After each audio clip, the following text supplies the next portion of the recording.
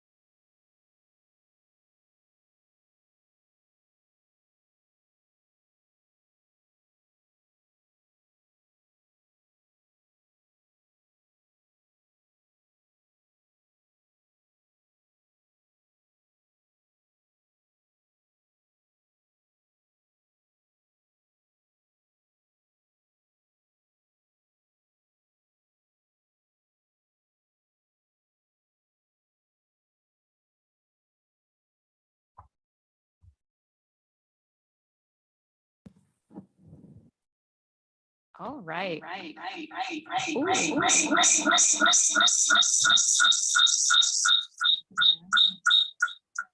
That is not. There we go. That was unfortunate. I apologize. Good afternoon. Today is one of our regularly scheduled citywide advisory committee meetings. So I wanted to go ahead and get us kicked off. This item will be both a hybrid event, so it is available virtually as well as in person. We do have 2 individuals in Boise City Hall as part of the Citywide Advisory Committee. Oh, 3, and several of us virtually. And then we do have a couple of individuals that were unable to attend today, but they're going to catch up via the YouTube. We also have 4 meeting members from the public that are also here to join us. So we may hear from them at the end of the meeting. So we just wanted to go ahead and get kicked off. And of course, welcome you. Last month, we had the opportunity to kick off the city's vision with some of our goals and some pivots that we have taken as a result of our community outreach that took place as part of Module 1 and Module 2. The summary for Module 2 outreach is now available. It is via our website under Module 2. You can read it online, or there's also a PDF version. So feel free to go ahead and take a look at that. That might be of interest to you as we move forward. So with that, I think we'll go ahead and share our presentation this afternoon, and we will get started with Planning and Development Services Director, Tim Keane. Should I use this? I should, right? Thank you, Andrea.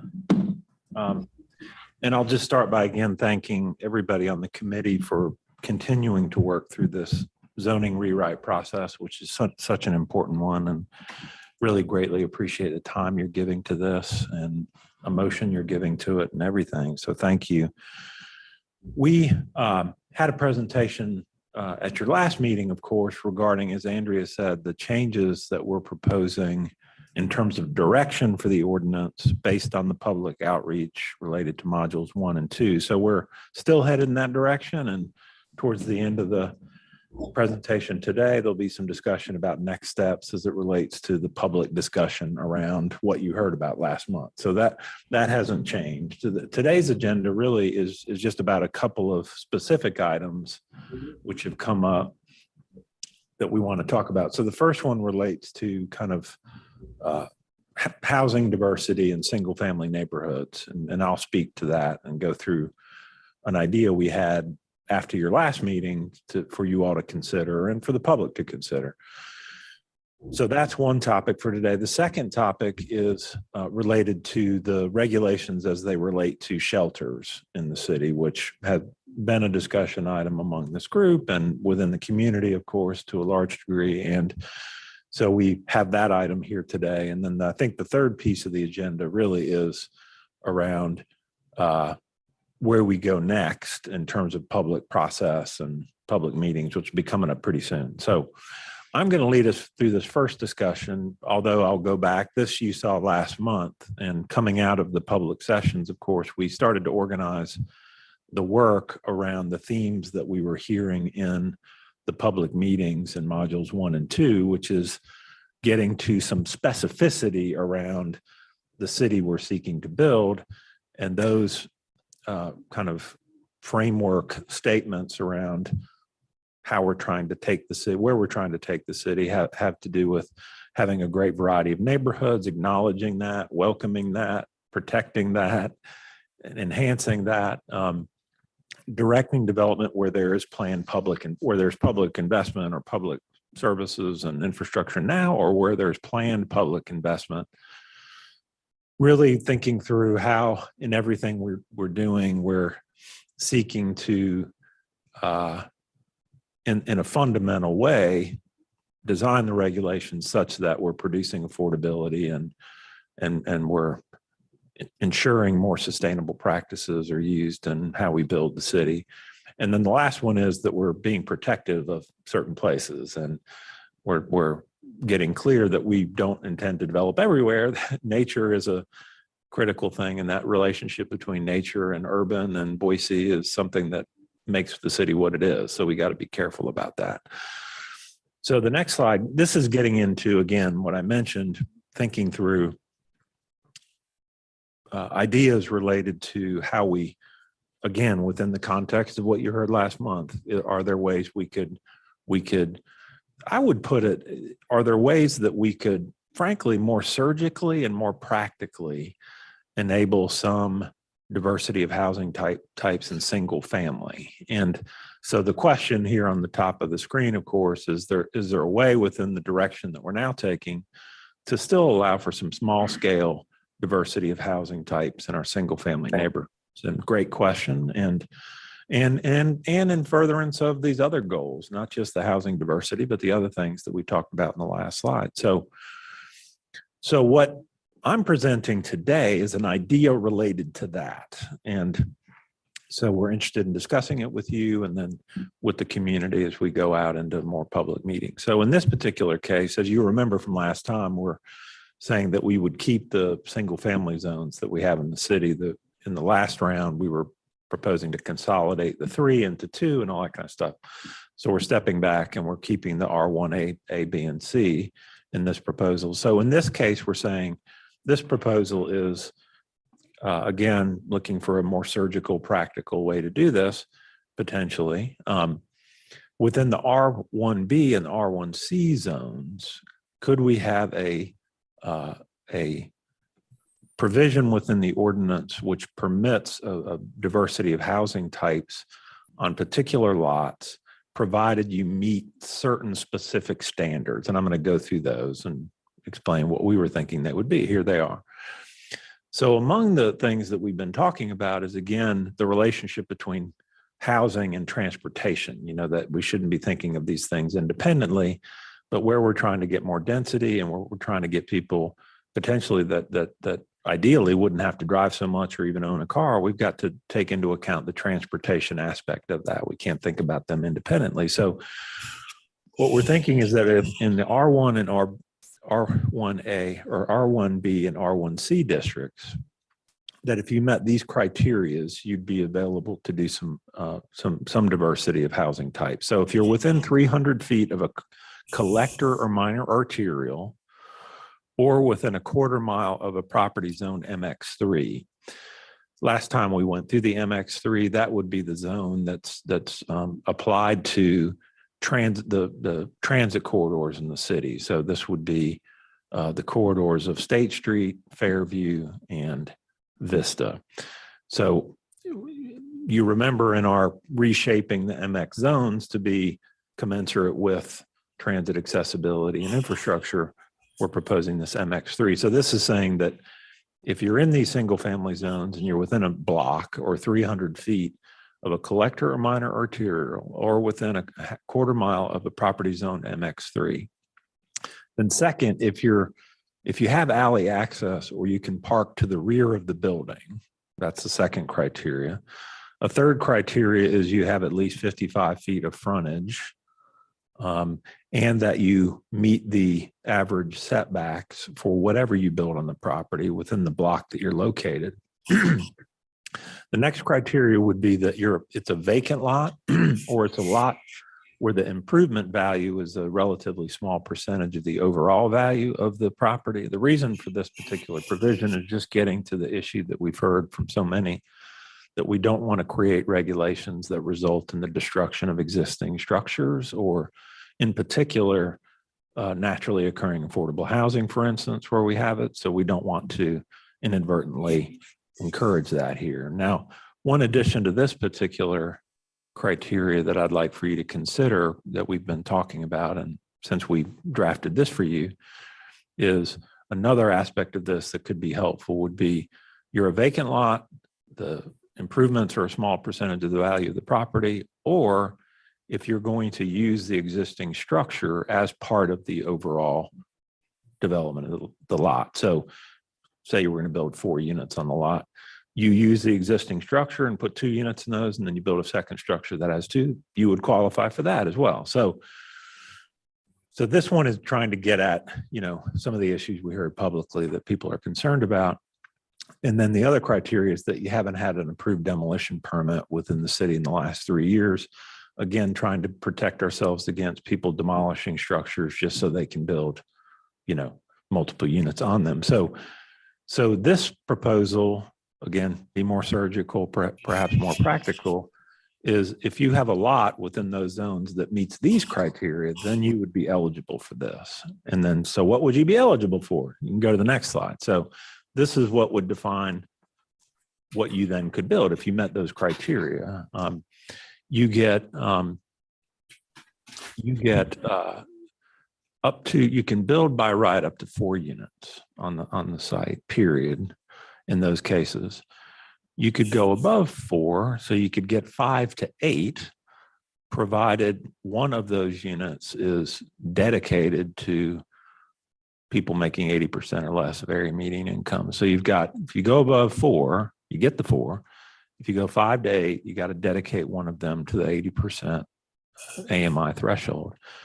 You can go above that. You can go above 8. You can go 9 to 12. And under those circumstances, you have to have 2 units dedicated to affordability. Now, I do think that to a larger degree, what would happen in these cases, you get a level of affordability with all of the units probably, because these are going to be smaller units. They're just going to, in and of themselves, be more affordable than what you otherwise would have had. But we're saying once you go above 4, you're going to have to dedicate some to affordability. So the one other thing I'll mention about this is that this is a draft, obviously, just for discussion, but we're saying if once you get above 4, you meet your parking requirements as you always would, up to 4 units.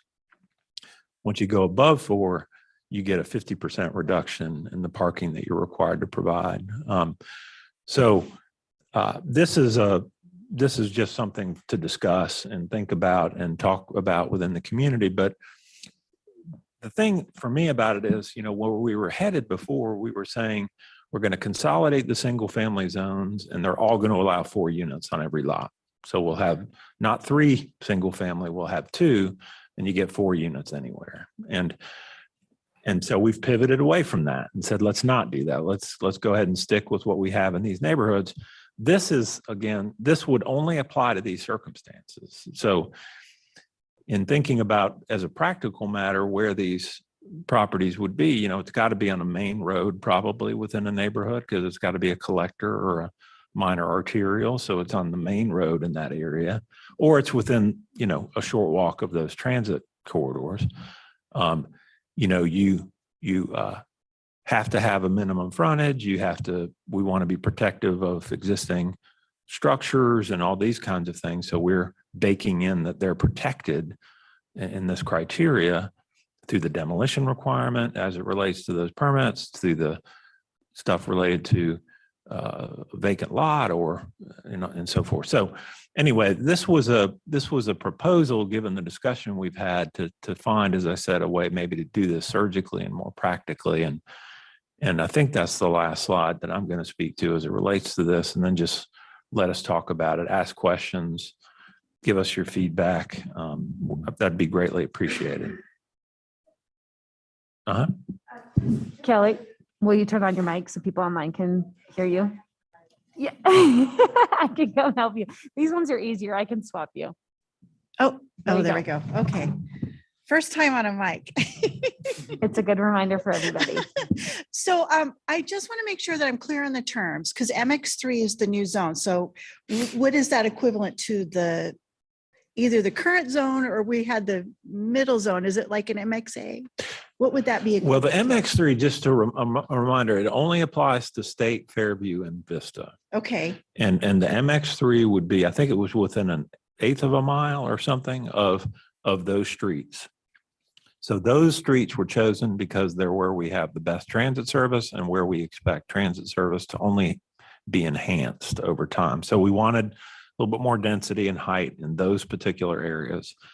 So maybe Deanna, should you go through what those standards would be for MX3? Just as a reminder, this was discussed last time, of course. Yeah, I can do that. And just so location wise, so it's any commercial district that was on State, Vista, Fairview. We also picked up pathway corridors, so any commercial district on Federal Way. Okay. And then there's very little of this, but on the green belt, as well as community activity centers. So very small amounts of the community activity centers, like near the mall, so things like that. And those standards, I could show it, but it's 60 feet. So MXA is 60 feet. And it has specific design requirements to support walkability and transit. So much wider sidewalks.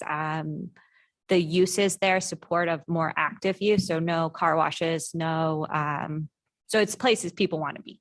Okay, I just wanted to make sure I was understanding what the equivalent was on that one. And then also for the R1B and the C, what is the difference between those two? So, but the difference between, yeah, that's, and I wonder, we should have printed out maybe like a cheat sheet for you all. So maybe next time we will.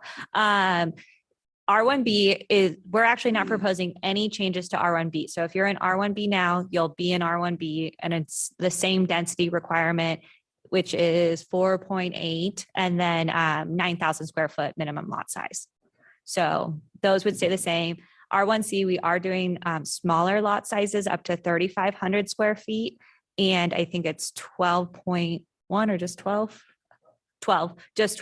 units per acre.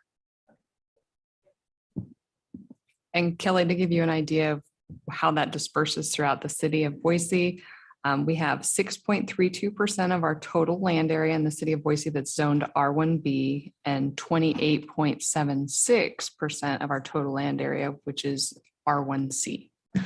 Could you tell me, in addition, Andrea, where is R1C? Like what parts of the city? R1C is pretty well distributed throughout the city. And so on any map that you'd be looking at, you're going to traditionally see that as a yellow. And I think we can bring that up for you as well, so that you have an idea of how it distributes, but it's equitably distributed throughout the city.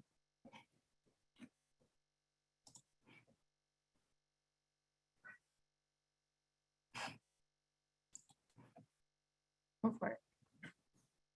First of all, thank you to staff, like a huge thank you for getting that turned around so quickly. You guys addressed one of our comments from the last meeting. It's amazing that you got this much done on this particular portion of the code. And I love it that it addresses the missing middle question, one of those first questions that we had when we started this endeavor. And it's one of those elements really that we do need to take special attention with, because it is the way that Boise was traditionally developed before there was a zoning code. Many of our most popular, highly desirable neighborhoods really were developed along these same building models, these housing types. And so I love that it's in the code now. This is wonderful. It's also a really great way for us to try to achieve that naturally occurring affordability when we talk about ADUs and tiny homes, which I've been kind of focusing on for the last few years. They're so disproportionately expensive to build when they're detached or when they're a single structure, a single project. When you take the same housing type, the same kind of design, and you combine them together into fourplexes and small, neighborhood multiplexes, you have the ability to take advantage of the economy of scale with projects like that. And if they can meet the neighborhood where the neighborhood already is, and they obey the laws of the neighborhood, you have this really great overlap of all of these interests that can kind of come together beautifully, kind of like the way design is supposed to work, right? So I really like that. And I just have a couple of questions, like clarifying questions. And the first one really is the proximity requirement. So within 300 feet of a collector road, one of the challenges that I've had, and I think a lot of other small builders, local builders and homeowners that have wanted to do projects within like the housing density bonus and others have had a hard time finding what the status of their nearby road was. So I don't know if there's a plan for kind of a real-time accessible map that would show us what our arterials and what the collectors are. And I don't know if that's Boise City determines that, or if that's ACHD and how that would work between the two departments. But having access to that real time would be really great. Andrew, you Yes. look like you have a response. So I'm just going to pause. I do. So the Community Planning Association makes those designations and ACHD has it available on their website.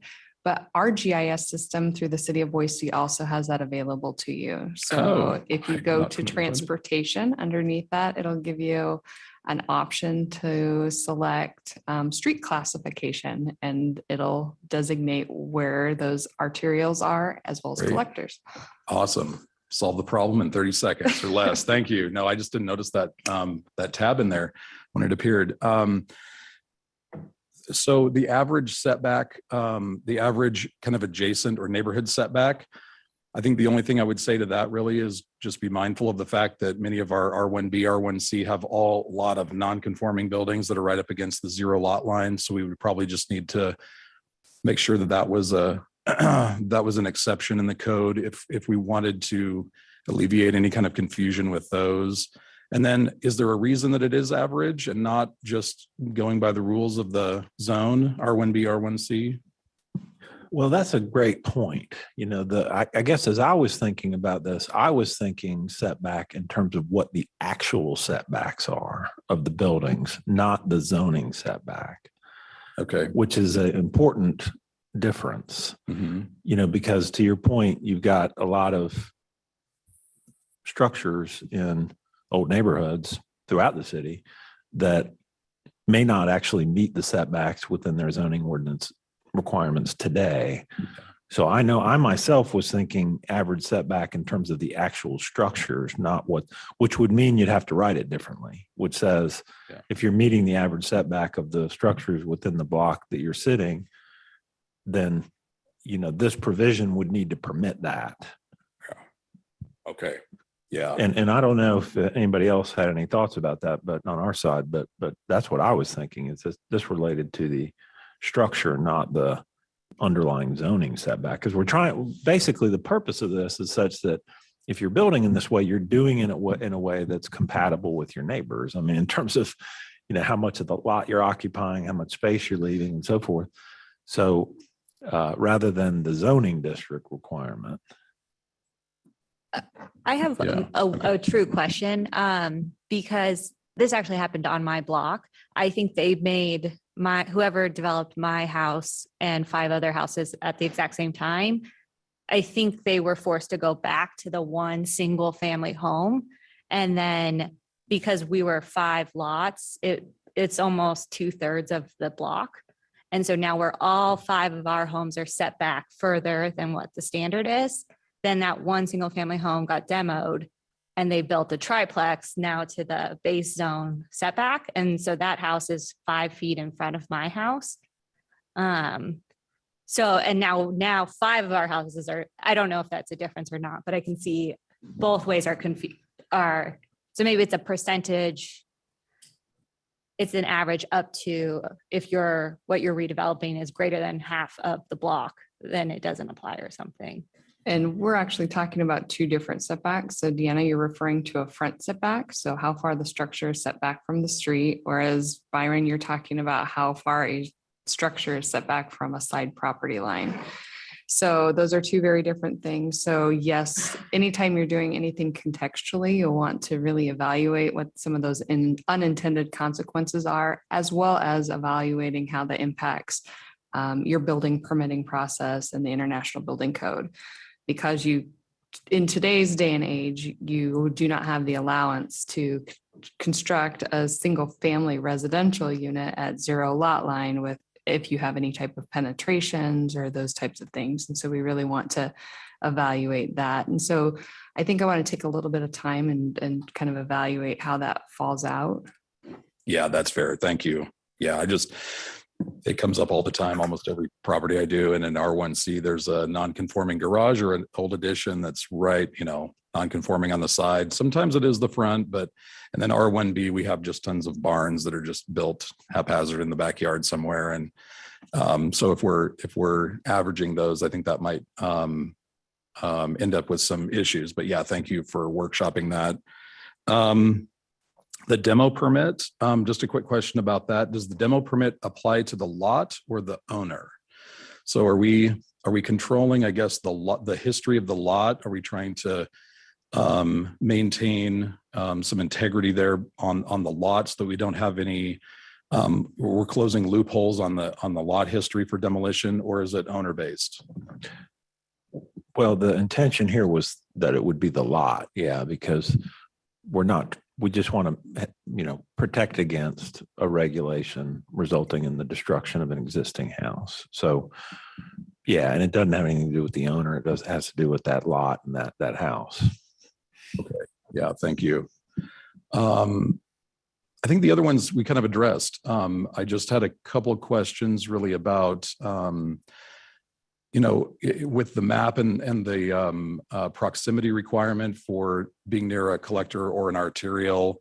Again, if there's time for the staff, or maybe that's on us or someone else, to kind of go through that and kind of, workshop that across the city and make sure that we don't unintentionally disqualify too many of our parcels doing that. If the quarter mile or the 300 feet requirement really is in that Goldilocks zone, and we feel good about that, we don't disqualify accidentally too many parcels by doing that. It would be good to know, just so that, once it gets codified, that we've looked at that pretty closely. But I love the code section that you came up with. This is, really encouraging. Thank you.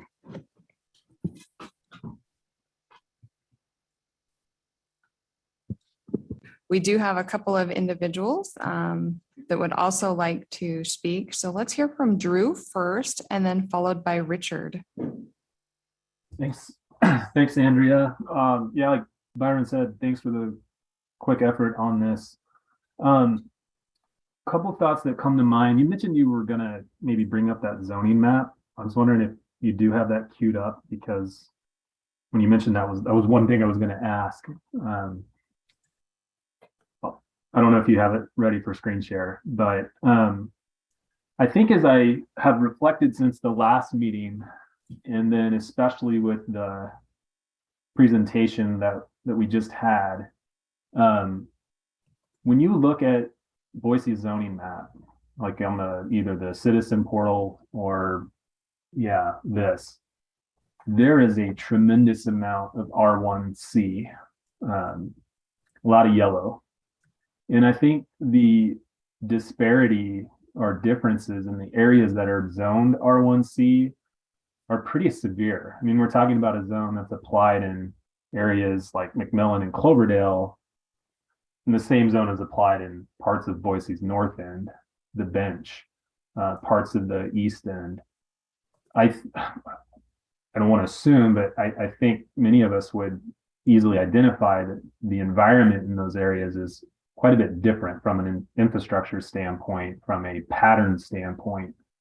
And so my question is if this new model could respond to that in a way to where there's not the series of requirements that we just went over for those areas that I think are more inclined to accept and integrate projects like we're talking about, because they have the alley access naturally, because they have proximity to downtown or other major areas of employment.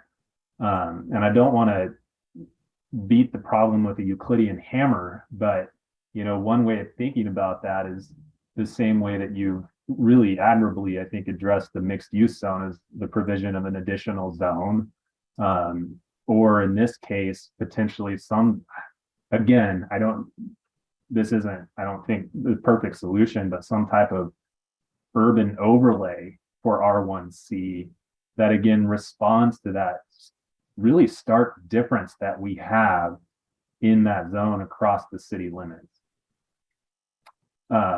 Because I think applying these requirements in some of those outlining areas, I think it'll just quickly kind of, the opportunities to do it are probably much, much fewer than what you would find in some of those other areas.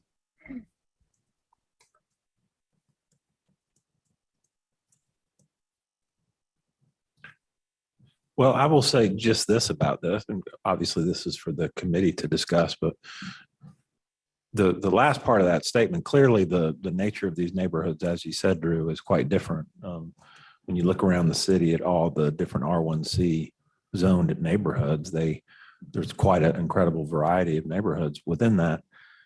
However, I will say that having looked at it with some specificity, this provision that we're providing today would in fact apply to all of those neighborhoods in areas where you've got those criteria being met. And we've looked very specifically at different neighborhoods that run the gamut of characteristics and found that this would pretty equitably open up the potential for some additional infill throughout the city in these R3 zones, even though, as you said, the characteristics of them are quite different. As a matter of fact, in going through that process, when we started this, the criteria around parking and alley access was written such that we said you must have alley access in order to qualify. And we actually, having gone through this, shifted that and said, no, we can't do that because there's quite a few R1C neighborhoods that don't have alleys predominantly. So let's permit it anywhere, provided you can put the parking in the rear. That's the main issue. And in cases where you don't have alleys, you would have a single drive out to the road. So I'm not, your point is a great one about the variety of neighborhoods within this R1C zone. I do think, however, that this provision would address all of those neighborhoods. The design related to the structures would be different because the nature of the structures within these neighborhoods, given the era within which they were built, is quite different. So you've got an architectural issue there. But anyway, that's my only response to this. No, thanks for that, Tim. I appreciate that, and I do need a little bit more time to let this absolutely marinate, and consider more if there might be an opportunity to. And I agree, you're leaving the door cracked open for this essentially across the entire city by allowing it in R1C. My question is just more maybe in along the lines of, are all of those requirements needed in certain areas where I think they're more inclined to support that capacity of housing just by their existing pattern or proximity to place. So thank you. I just need to marinate on it some more. Absolutely.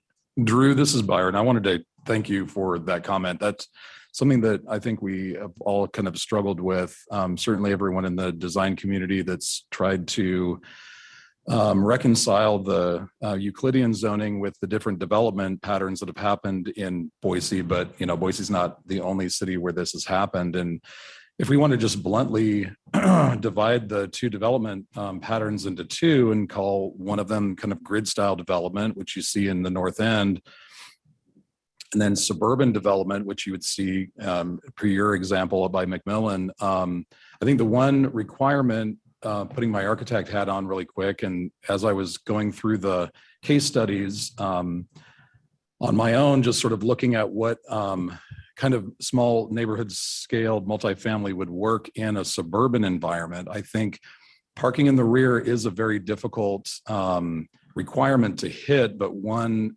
element or one fact of suburban development that works in our favor are wider lot sizes.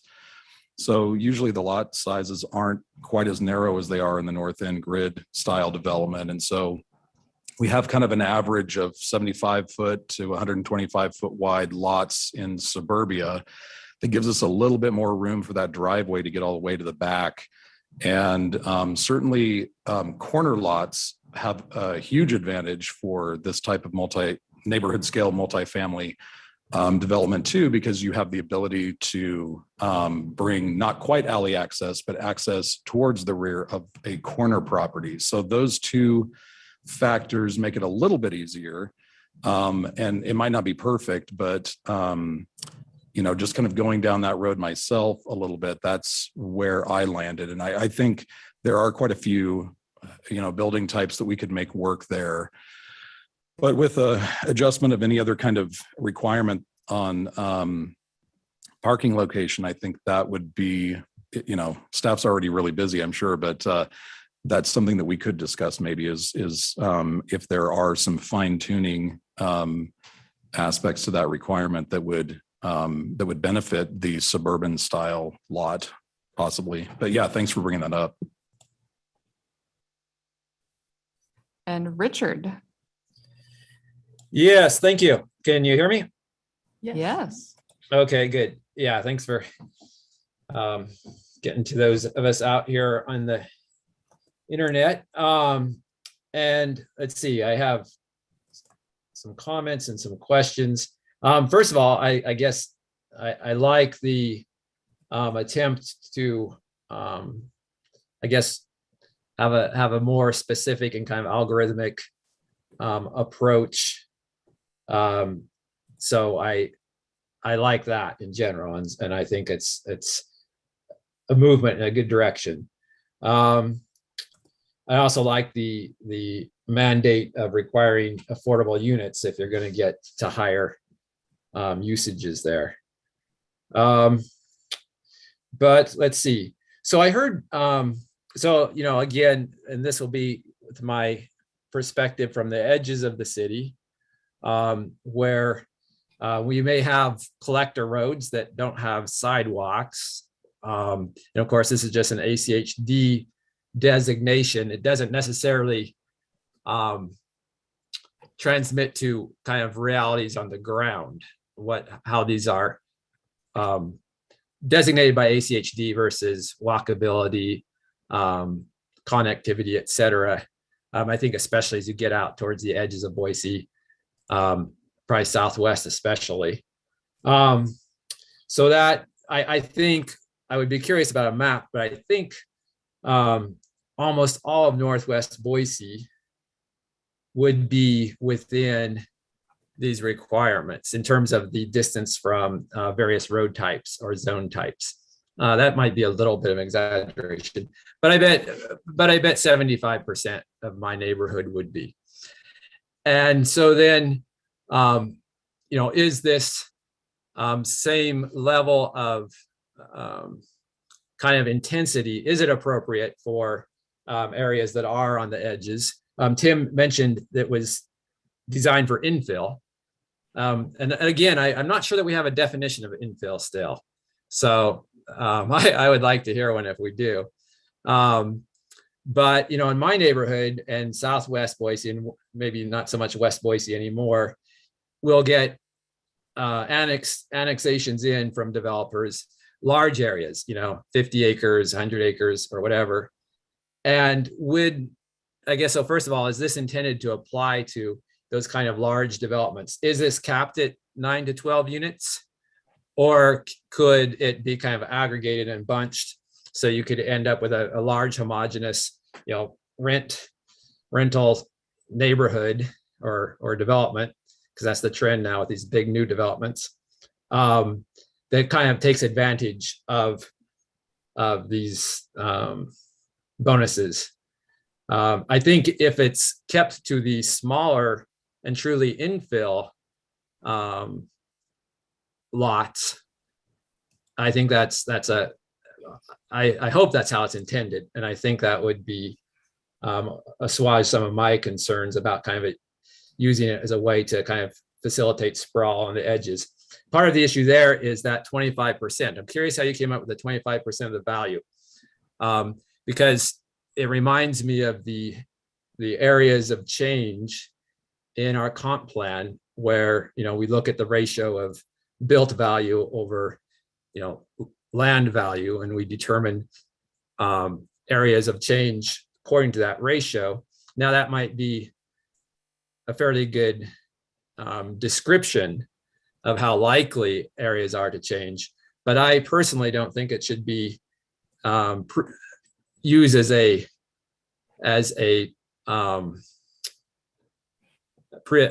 as a means for catalyzing that kind of development.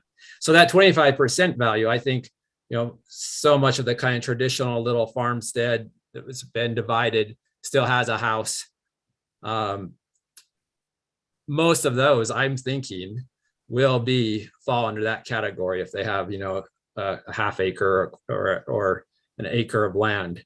So that's kind of another kind of destabilizing factor that would increase kind of annexation of the edge and destabilizing the edge, which I think is a problem in our growth patterns out in these areas.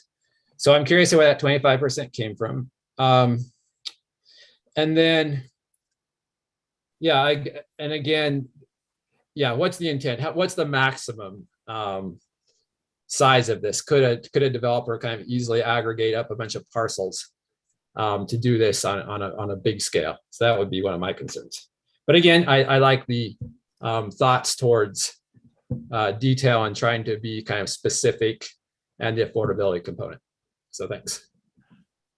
Okay, thank you, Richard, for that question. It's a great question, and it will help us clarify this in the ordinance itself, because this is drafted for infill conditions. It's not, the purpose of this is not for large pieces of property where you're building a new neighborhood or subdivision. The purpose of this is an individual lot, that you have in an existing neighborhood. So we need to clarify that as to the applicability of this as it relates to infill versus kind of greenfield style development. So we will absolutely do that. And with regard to the 25%, that's not, there's been no deep scientific analysis of this. It was really just a start to say, to make a point, which is we're trying to protect, existing buildings.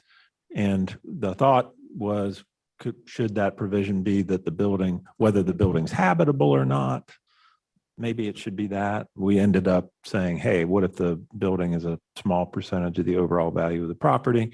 Maybe 25% isn't the right number. We welcome ideas you have as it relates to how to address that issue of not encouraging the demolition of buildings with this ordinance. So certainly open to ideas as to whether there's a different percentage or even another approach entirely. And just to add, I think, we're trying to figure out, because the example you gave, Richard, of a small farmstead on an acre lot, likely that person could subdivide anyway. And so how can we, tie some sort of functional thing to at least enable this type of more affordable housing, or tie it to the incentive?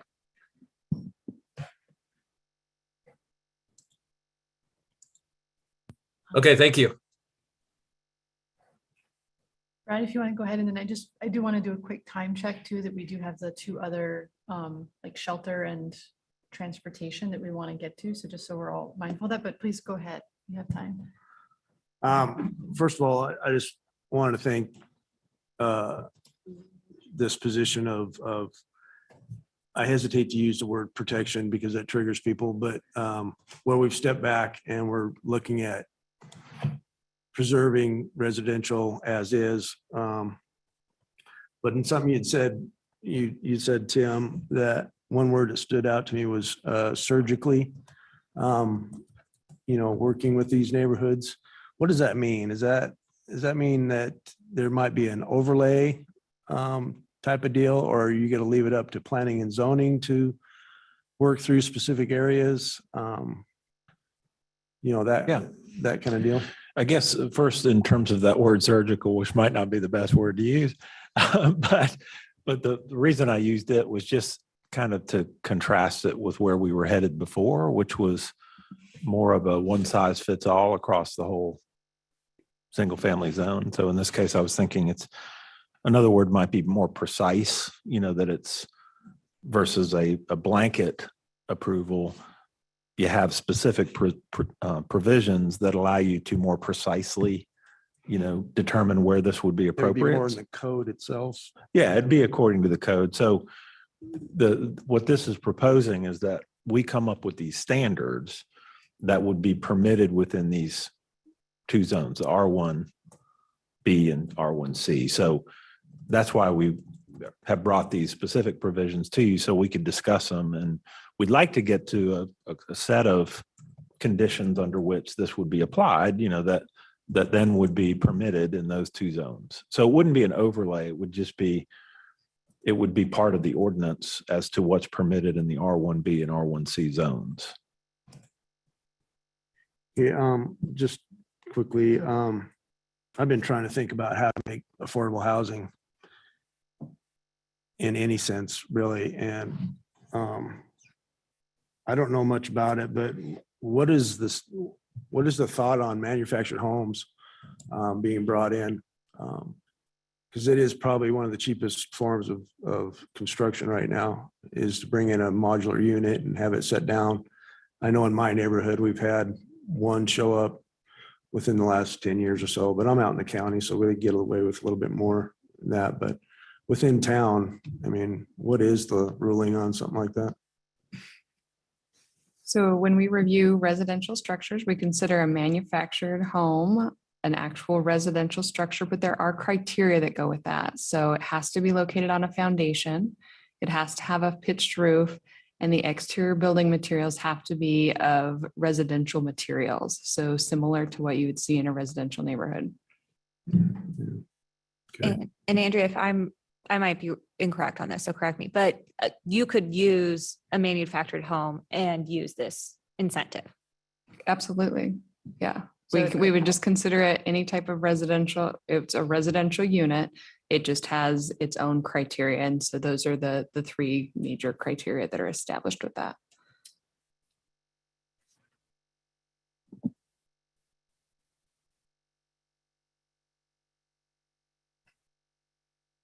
All right, I think that was a really good discussion that really got us started on housing forms and how we can integrate the missing middle housing into our neighborhoods in an effective way that really integrates so they become part of the neighborhood. As we talk about, oh, who does? Oh, Shellen has a question. Yeah. I don't see it. Before we move on. Oh, you do have your hand raised. Sorry, Shellen. That's okay. I was going to interrupt you and I felt really bad. I was questioning whether or not I should. But I just really quick points on the last issue of affordability, and just keep it here because I wanted to reread it again. But one of the things I heard, I think it was from Richard, in regards to annexation, and I appreciate that this wasn't necessarily intended to be for those areas, but I'd like the group to perhaps consider if there should be an affordability requirement when developers are coming to annex. I see that in many communities that I work. If that, that could be something to consider, which would require a little bit less homogeneous of design, perhaps, and also of residents. One point, and then in regards to the demolition, can you go back? So I like this idea, and I'm just wondering if there was a reason why it's not more specific to housing in particular. In other words, I see what you're trying to do, and I don't know that 25% is the right percentage, but I just wonder why there wouldn't be a third bullet that says if there's existing, habitable, right, inhabitable or safe and stable or whatever words, multifamily development on the site, it wouldn't be applicable unless you were increasing the number of units. So in other words, there's a duplex on the site that is, sort of naturally occurring. Developer couldn't go down and demolish it because there's two sort of affordable units there that are being used and they're safe and stable and they meet code, at least building code, from that perspective. And a developer couldn't go in and take those down unless they were replacing them. Yeah, that's helpful. Thank you, Shellen. This is Tim. I did mention in reading that one that we wanted to add another, or if you have this condition, and that condition would be if you have an existing structure, that if you utilize that existing structure in the new development that you would qualify for this as well. But what you're talking about is even a little bit different than that. And I think that's very helpful that again, but it gets to the same point. If you've got an existing, it gets to the same point we were trying to get to, which is. It gets to the same point, but it's very, Yeah, it's very exactly. specific. Yeah. And so Yeah. I guess my argument that, I mean, not argument, but my point there is simply, if that's what you're trying to do, let's do that. Yeah. Let's say that specifically, right? And then, did I understand if you do the 5 to 8 units or you do the 9 to 12 dwelling units, there is an automatic reduction in parking that's coupled with your affordability clause? That's correct. Once Okay. you get above the 4, so 5 or more, you get a 50% reduction. Correct. Okay. Yeah, I think this is interesting. I'd like to study it more, but I think it's an interesting point. I think it's just interesting work that you guys have done. So those are my 2 points about annexation, more specificity in the demolition, in addition to the ones that you maybe have. And, I think I'd like to look at the 80% AMI versus the 120% for sale. See if those make sense in my brain.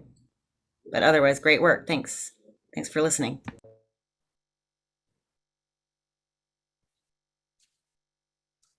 Which actually provides us a really great transition when we talk about housing forms. We actually have the city's mission is to create a city for everyone. And so really looking at housing options for everyone is going to be one of our main charges. And multiple meetings, we've had the topic of shelters come up. And I know that the Citywide Advisory Committee had an outside meeting, and we wanted to allow you the opportunity to share what you guys had come up with the larger group, so we could talk about that as a discussion as well. But we wanted to kind of outline just a little bit about what we are thinking and how we're thinking about how emergency shelters can be located throughout our code. And, most of that will be located in the zoning code, but there's some other locations where some things might be appropriate as well. And so we've actually identified 3 major considerations for us to take a look at. And we are thinking that number 1, we want to evaluate the process. So how does a shelter come about through the process? And so are they required to have a pre-application meeting or a pre-design meeting? What is the process look like? Who evaluates whether a shelter is appropriate or not? And then ultimately, what that appeal process would look like. And so a lot of that's going to be found in module 3 that we're going to be visiting here very shortly. But as we've gone through modules 1 and module 2, we have started to create the framework for that. So you're going to see definitions of what a daytime emergency shelter is, what an overnight emergency shelter is, when we evaluate the use table as well, where those emergency shelters should be located throughout the city of Boise. And then also those objective criteria. So is there use specific standards that might be appropriate for that specific land use as we evaluate it further? And so we're going to talk a little bit about that on the next slide. But before we get there, we also think that there might be an appropriate licensing component that falls as part of this. And so we've actually have 2 different other examples that we can utilize throughout the city of Boise. So if somebody is serving alcoholic beverages on a sidewalk cafe, they ultimately have to have an alcohol permit to do that. And there's a licensing piece that actually goes with that. The same goes for childcare facilities. So when childcare facilities go in, we evaluate the site, and then there are certain criteria that have to be met for that. And so we talk about all kinds of important components to those type of uses. And so we think that we can easily break that out, but we're trying to identify really some objective criteria so that when a emergency shelter does come in, that we can look at it and say, yes, they have met this, or yes, they are mitigating the impacts that we think that they have on that immediate area that they're located within. So if we take a look at what some of those really look like, we talked about when we look at the use table. So we've identified the MX2, MX3, MX4, and MX5 zones for the appropriate location for those. And so really that's going to be anything today that would be zoned C2, C3, C4, or C5. So that really is that. Looking at also when we talked about requiring them to obtain a business license, which is located in Chapter 3 of Boise City Code, similar to that of a child care facility or a sidewalk cafe alcohol permit before their occupancy.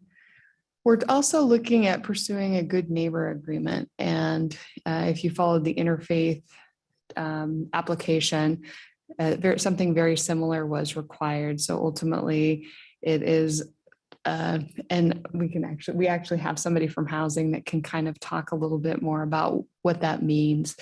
But it really is a invitation for business owners and surrounding property owners to communicate with the shelter so that they have a direct number where they can contact them in the event that they have questions, they have concerns, those type of things, so that there's an open communication line that is there. And then really talking about, what their facility looks like. So looking at some of those objective criteria too, we've kind of bucketed those into 5 specific components. So when we look at site location, we were trying to evaluate, where those MX2, 3, 4, and 5 zones are going to be located. And so we thought that emergency shelters would be appropriate located within 1/4 mile of a transit line. And then really looking at the size of the structure itself. So how many individuals are actually living within the shelter itself. And so looking at a maximum of 300 beds with a minimum of 34 square feet per bed. Then we also looked at design. So just making sure that they have indoor and outdoor areas that are appropriate. It might be solid fencing around the perimeter of the site, some enhanced perimeter landscaping. Oftentimes that can help with lighting, sound, those type of things, and easily mitigate that. Trash and recycling, all available on the site. Looking at where smoking shelters can be located on the site. So specifically 20 feet from a perimeter property line. Also prohibiting camping on the property. So we want to make sure that if an individual is visiting a shelter, they're using it in the appropriate way and they're staying inside the shelter, not necessarily in the parking lot. And then evaluating noise during certain hours. Then we also need to take a look at parking because that can really restrict what can happen. Oftentimes people in shelters do not always have a vehicle. And so we need to really evaluate what that looks like.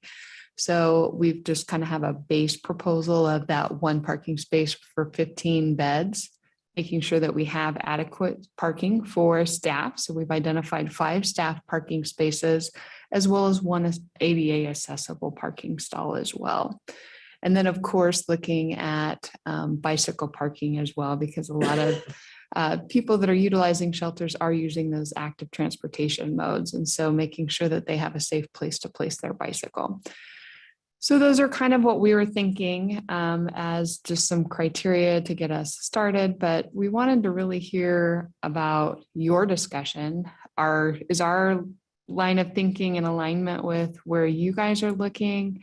And then I guess a really important component for us to also think about is that we have also identified that this should be an administrative approval. So if you meet this criteria, it would be, and you're in the appropriate zone, then you would be approved from a zoning standpoint. You would obviously have that business licensure piece that's still out there. So you're going to have to meet those requirements as well. But once you have those 2, then you should officially be in business, and hopefully we can house a number of our citizens throughout the city.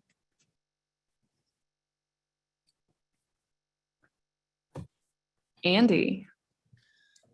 You could only imagine, Andrea, that I wouldn't have any comments on this.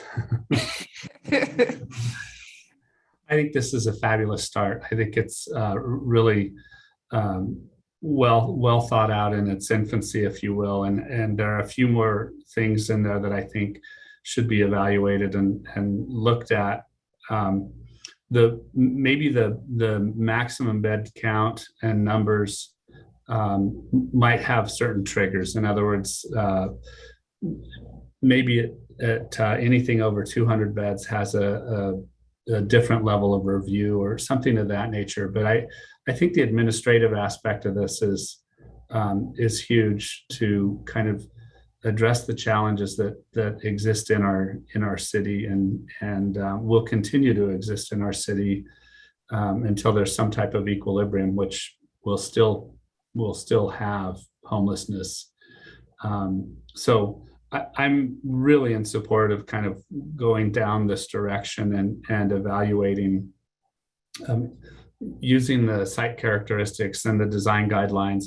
I would say we should be looking at some best practices that exist around and exist in other states as well that may strengthen this a little bit more as well. So happy to throw in some energy and pulling on the rope with everyone else to get this to the right location.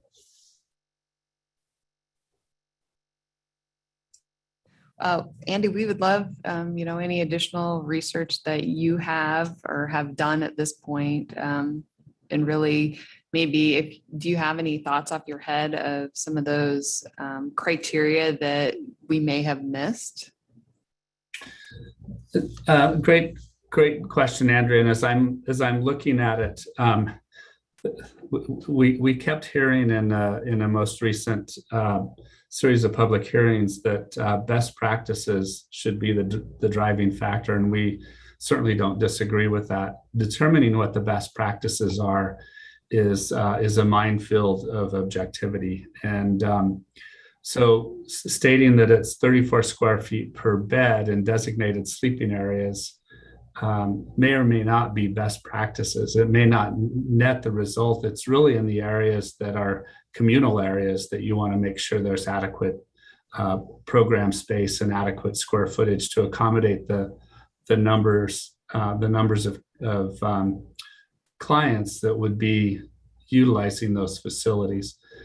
The other thing that I kind of am mulling through right now, and I'm gonna take Drew's comment that it needs to gestate a little bit in my mind, is that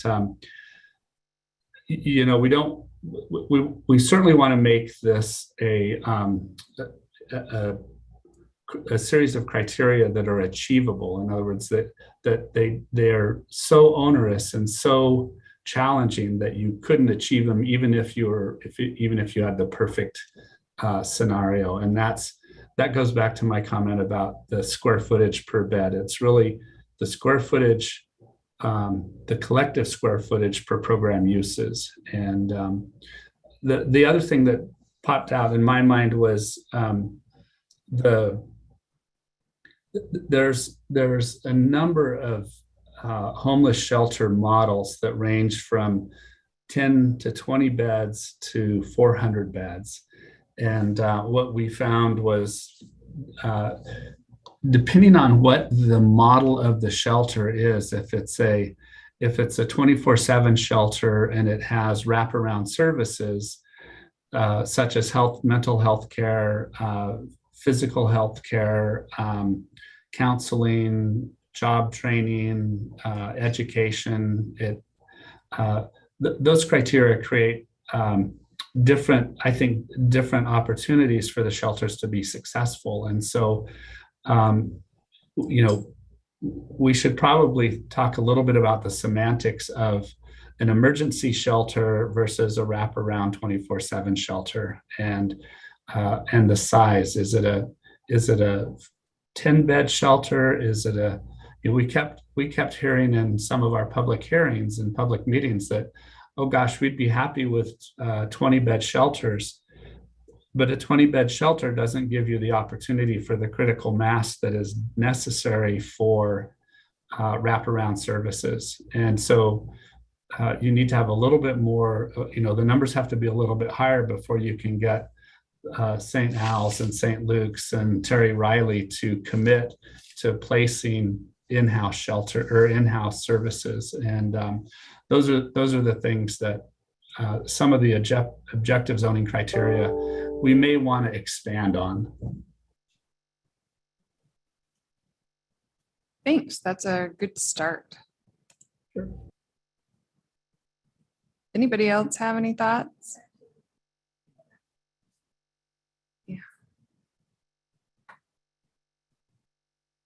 Well, and actually Andy touched on one of the questions I had, which is defining what an emergency shelter is. I'm on, right? Okay. Because, in throughout the West End, there are a lot of temporary emergency shelters where, when in the wintertime they're open or they're closed at the other time. So would those fall under this criteria? And it's mostly in churches and that sort of thing. So that's one immediate question I had. We have 3 different types of shelters in our neighborhood. So we have the City Light, we have the Salvation Army emergency shelter facility that's across the street. And then we also have the New Pathways House. And I have to say that how it's all worked in our neighborhood, it's all worked beautifully. It's managed beautifully. I was thinking about City Light when we talked about the structure, because they have all of those elements, with the exception of one thing, and I think is really important, is the intake, having a space that's protected from the weather. But they're both buildings. One was a church and one was a home. So there really isn't an outdoor space for them. So there are times, especially in the evening when they're doing their check-in, because there's a kind of elaborate process they have to go to check in, where there are folks outside and on the sidewalk and so forth. So I think that, and the only time that it's ever really a concern in our neighborhood is because there are lots of women and children, and there's a lot of traffic in that area. So they're in the street and trying to cross the street and that sort of thing. So to have a safe space for them to do that. And then on the neighborhood agreement, so that would go, that's part of the overall process prior to a staff approval, correct? So they've gone through all of these steps before, so they've met all this criteria, they've gone through the steps, they've had a neighborhood agreement, then it could go through staff approval, is that correct? Correct. Okay, that's good. where we're initially thinking. Or is it, it's a condition of approval, and then they can get their certificate of occupancy once they show compliance? And I think we're working through when in the process, but Casey, and you can come and speak to that if you want.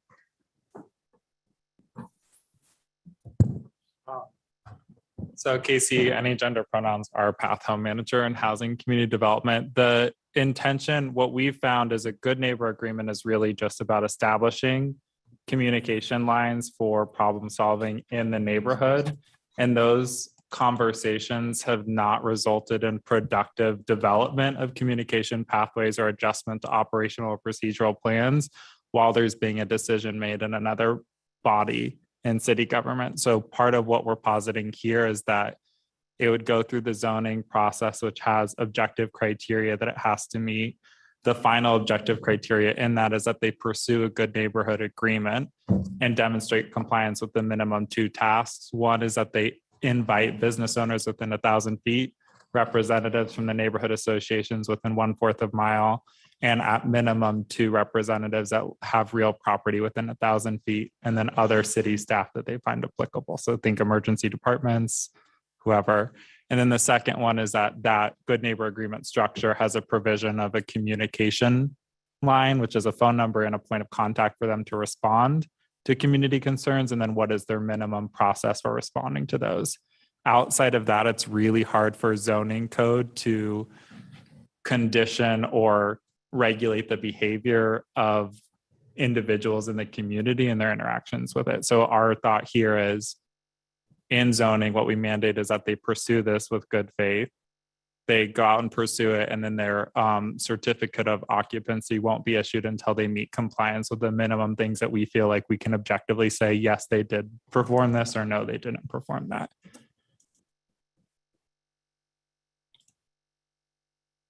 So I know when we talked about this before, there was a criteria for like that it had to be 300 feet from a residential area. Is that still part of the criteria, or maybe I'm not remembering that correctly? Yes, so ultimately, when we released Module 1, which established those allowed uses, there was a use-specific standard in there that said that any proposed shelter within 300 feet would be required to go through the conditional use permit process. So when we utilized that, that was specifically just based on a proposal that we threw out there. We knew that that was going to evolve over time. And so, yes, so we would eliminate that and say that, yes, now there are appropriate locations where that these uses should be located. And we've identified those to be our mixed use zones, MX2, 3, 4, and 5. And then utilizing this criteria to say, no, they're appropriate. And so at this point, we have recommended that up to 300 units be administrative. As we heard, Andy had recommended that maybe we need to look at that a little bit differently. Anything over 200, maybe go through a different process. And so we'll have to think about that. And, you know, I guess I'm interested to hear what other members of the committee think in regard to that as well. You know, we tried to think about, you know, what is interfaith. So just as an example, they're providing 200 beds in that specific location. And we thought, well, what happens if they should ever have a need to expand? You know, we want to make sure that we are giving these shelter locations the opportunity to expand in the future if those needs do arise. So.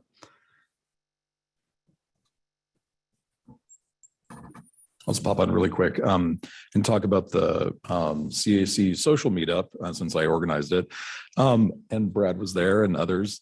We were really cognizant of not doing any business, of course, behind the scenes outside of our meeting time. So really what it was a good opportunity for a lot of us who didn't have a lot of experience doing shelter uses and going through that permitting process to kind of fill in the gaps of our knowledge. And it was specifically, I'll speak for myself, the 300-foot requirement, proximity requirement that was in module 1 and 2 was kind of my triggering point. I wanted to kind of figure out whether or not that was going to automatically disqualify, you know, too many parcels to be realistic. And so the proposed changes here are really great. And again, I'll just speak for myself. I really like seeing the granularity of breaking apart the different types of shelters. That's a great sign. And I know all of you are spending a lot of time not sleeping and working on these changes. So I really appreciate all of the work that you've put into that. I don't have any other comments really. I think it's great that we have people like Andy Erstad in our committee that have specific expertise in this field that can comment more specifically to these requirements. But at least in my part, the social meetup was really helpful for us to kind of share information and kind of get on the same speed and develop an understanding of what type of knowledge we lacked in this particular field. It's kind of highly specialized. So thank you for all your work on this too. And then before we capture anybody else's comments, we do have some chat that's going on. So I want to make sure that everybody is aware of that. So Shellen has noted that she appreciates Andy's comments. Permanent supportive services at high needs housing sites and shelters are critical. It works better for everyone.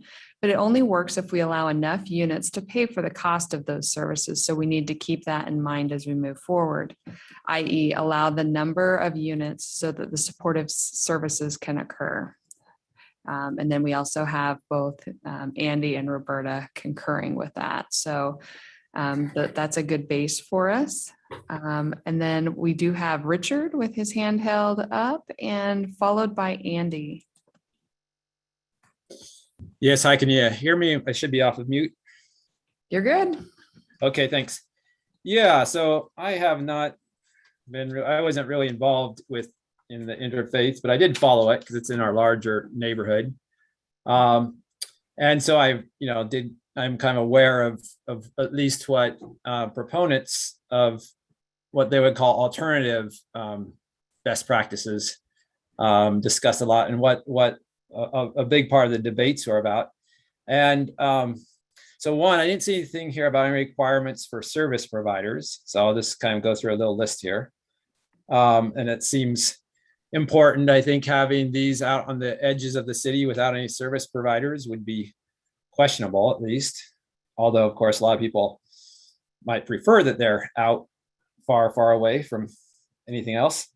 The idea of having them on a transit line makes sense, but here we're saying transit line. And remember, transit line does not translate into bus stops or transit stops or usable transit. You know, we call State Street or Highway 44 through Northwest Boise, for example, a best in class transit line, but there are, you know, essentially a 2-mile stretch through our neighborhood without a single bus stop. So I think you should say transit stops. Transit lines are very vague. So then I didn't see much about sensitive populations and protecting those. Are we concerned about schools? Are we concerned about vulnerable populations? For me personally, I have a real problem with the idea of concentrating these in areas of low income. And I think that's the tendency to do that. And we've already, you know, we see the tendency everywhere. So I think that there should be some lower income protections so that we don't, you know, that these are can only occur in areas of higher, you know, medium to higher incomes. I don't like the idea of the natural tendency to segregate cities in this way. And then, yeah, 300 bed. Wow. Is that the direction we want to go? I understand the need for perhaps having a few shelters, perhaps one or a couple of that size, but do we really want to encourage that model? By everything, I mean, frankly, I don't think so. I understand that in certain circumstances and in certain places that may be appropriate, that may be necessary for the reasons that were already given, but what a huge, huge impact on an area. And that gets me to the breaking thing here is the idea that this should just be administratively approved. Democracy is messy. It's, you know, the process is messy, but it's necessary. You know, having, you know, living in an area where I spent a year of my life fighting a waste incinerator that was just administratively approved, and yet was going, you know, the administrators believed that it was going to be a zero emission project, but once citizens who are locked out of the process, by the way, started looking into it, realized it was going to be the largest point source emitter of mercury in the state. You know, I mean, these are the things that happen when you don't involve citizens and when you try to circumvent the messy process. And I understand, you know, democracy and process is when it's a project that I support or when you support it, it just seems unnecessary, but it's necessary. And so for me, that's the real problem here. Especially when we're talking about, you know, big projects like this with huge impacts. It was a 25 bed unit, you know, maybe that might be something that on an emergency basis I could see getting around. But yeah, to me, I think it's going to be a huge red flag for people. But those are my comments. Thank you. So Richard, I have just a follow-up question. So you have concerns with those shelters being approved administratively. Would you recommend that they go through a conditional use process? What process would you recommend? Good question. I think the conditional use process, you know, I don't know if that is the appropriate one or not. I guess as we get into module 3, I'm not sure how many things are changing and I don't know if I know the benefits of and the perils of all the different processes, but one in which I'll just say, though, in terms of the bigger picture, one in which people can address their elected officials, so at least city council, if nothing else. CUP, I think, would be both, wouldn't it? Both them and planning and zoning, in a meaningful way, in a way in which they can be heard early in the process, so that they can influence, bring up concerns that they have, knowledge that they have. I just think that's critical, and I think it's critical even, I find in projects that I support, because our knowledge is not perfect when it comes to institutions, and yes, it brings in the messiness and the unhappiness and political pressure, et cetera. But that's the world we live in. So I can't give you a short answer, but I think one in which citizens are able to address their elected officials in a meaningful way is important. Thanks. Thank you. And Andy, right before you begin, I know that we've heard a lot about supportive services and some of those wraparound services that are often accompanying shelters. And I think it's important that we clarify that we have a number of different uses. And so ultimately we'll have like a permanent supportive housing product. And so that you might be familiar with New Path Housing or Valor Point. Both of those have kind of those wraparound services. And we actually evaluate those very similar to what we would multifamily. And there's actually a definition for that. And then we actually have the emergency services, emergency shelters. And so those are actually broken out into two separate categories. And so that would be an overnight shelter and then a daytime shelter. An overnight shelter is, of course, where we are having individuals stay overnight. And let me see if I can find that facility for you. Okay. The definition is a facility that is used for the primary purpose of providing shelter for people experiencing homelessness up to 24 hours a day and including overnight sleeping facilities.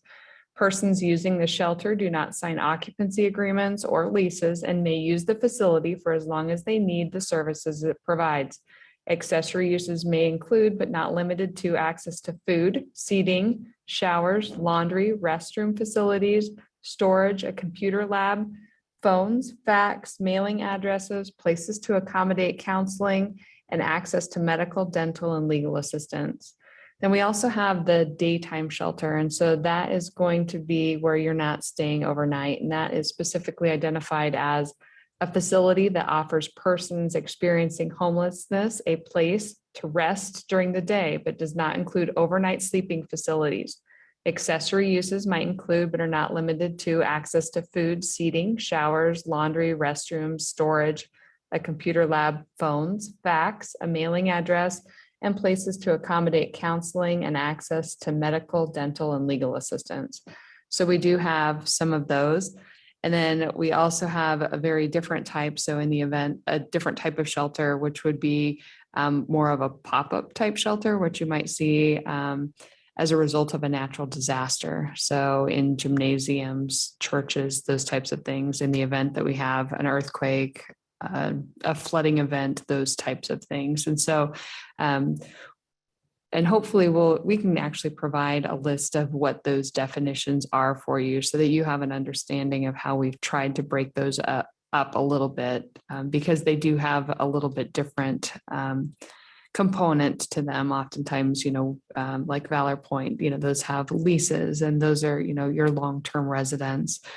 Shelters are on an as-needed basis. So I just wanted to provide that as a little bit of a framework for you as well. And then I know Casey also wants to talk a little bit about licensing as well. So I wanted to invite him up right after we hear from Andy. Thanks, Andrea. Richard, I think you hit on a couple things that I was going to talk about, so thank you. I don't see this, the process for approving as an administrative approval as trampling on democracy. I think it's a process, And any part of the zoning ordinance can be appealed to varying bodies within the city, from planning and zoning to council.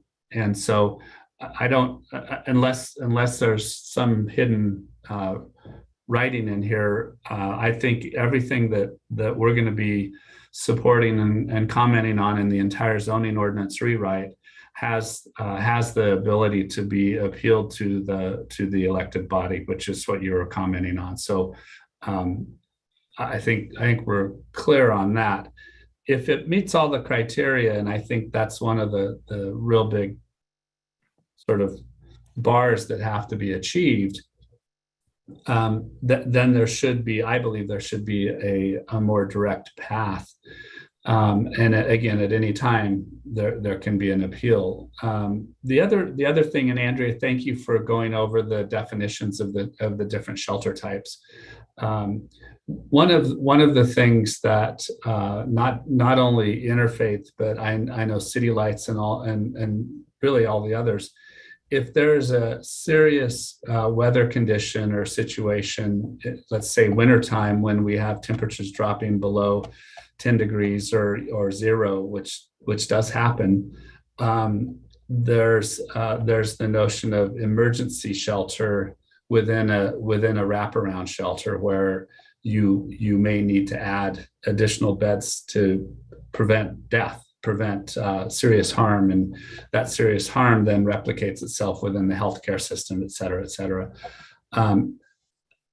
Council has the ability to say yes or no to allowing those types of beds, and they typically happen overnight in additional program areas.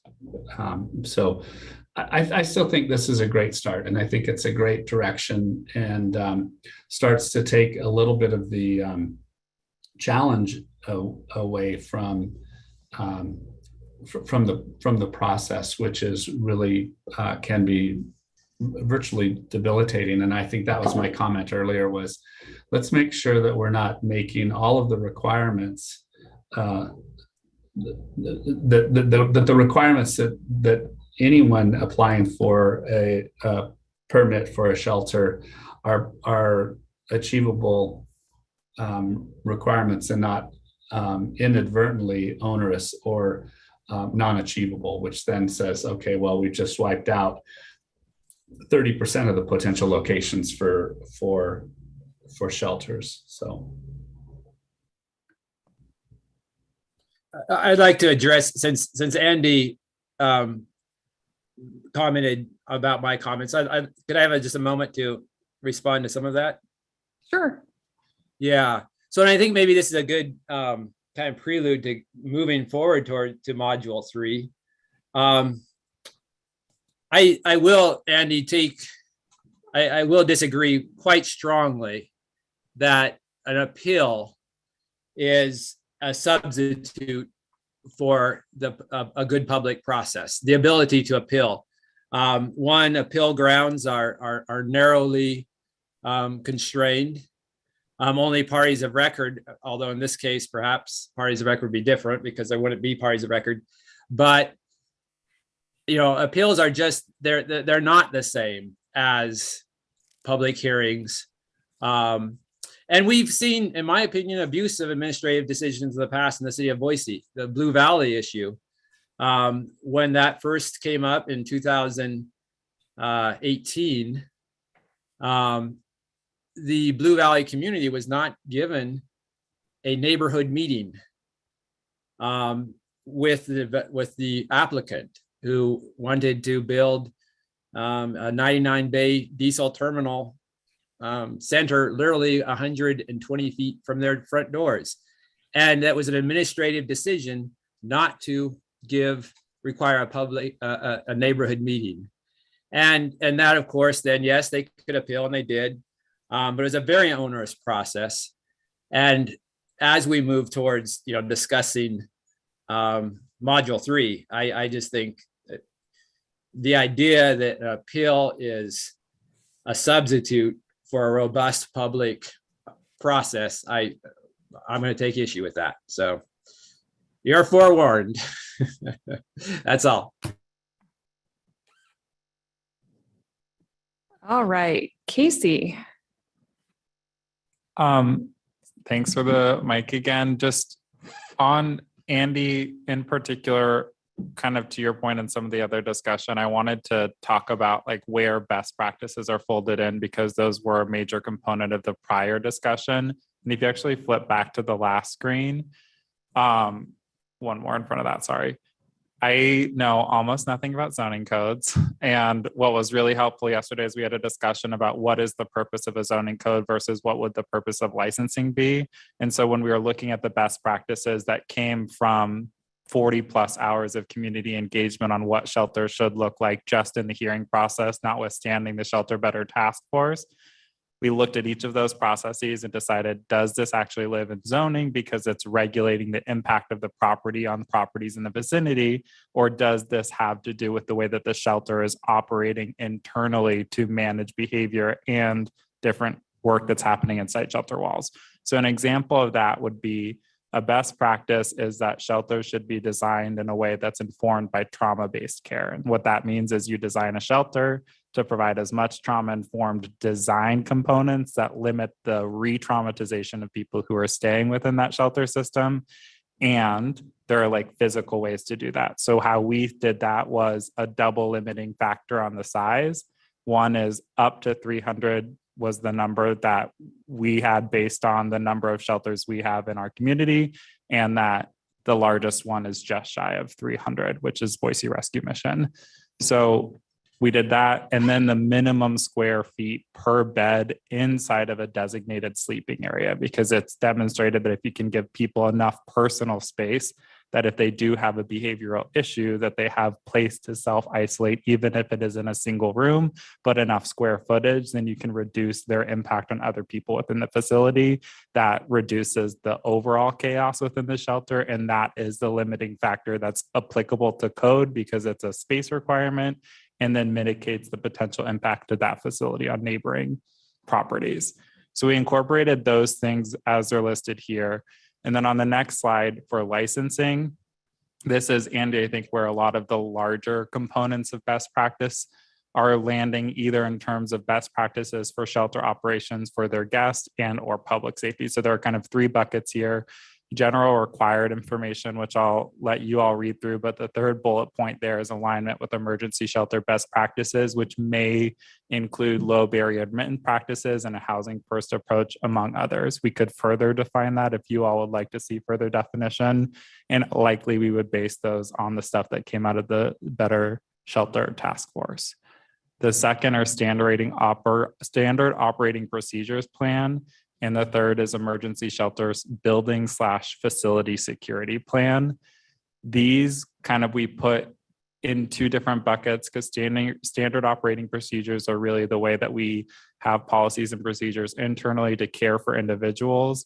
And then a security plan is really about how we are securing the building. And there's supposed to be a fourth one here, but the last kind of two are data management and public conduct mitigation plans. And that's where they really spill over into a space of the community agreements to kind of adjust operational agreements or operating procedures at the shelter based on community feedback. So Andy, I wanted to say that and kind of demonstrate how those two things really work together. And the reason that the zoning isn't, we are suggesting or had suggested that it isn't a public or that it isn't a conditional use permit is because council and regularly people in city leadership don't have the decision-making criteria established, and it's inappropriate to establish some of those conditions as part of code. They just don't fit into what we're trying to do. And you heard, if any of you listened to those, you heard a lot of council strain on it. Seems like we're trying to regulate behavior through a zoning ordinance, which is really about land use. And so that's where we split those two things kind of completely. And there's a lot more work to do in defining each of them out, but that's how they kind of work together. And so if any of you have feedback on, there are components of the licensing standard that actually bleeds more into impact on vicinity properties, that would be helpful feedback because then we could adjust it and move it over to code.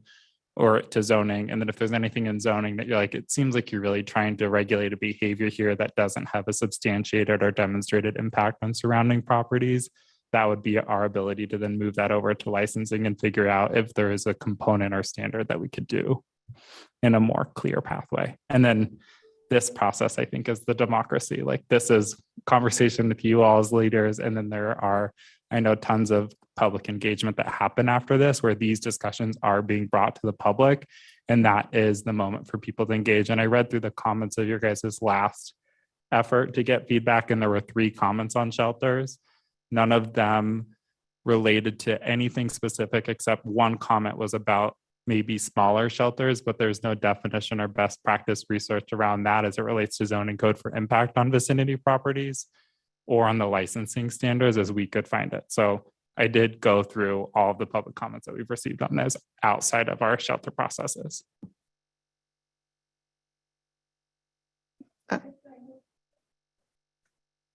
Yes. So let me, Andy has said, thanks, Casey. Totally agree on both physical space and operational characteristics.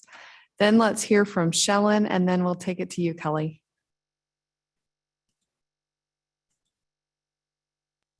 I'll be quick. I just wanted to note, like, I appreciate what Casey is versus licensing, and they are separate. But so I concur, and I think it's really important that we distinguish those. I also think, some of the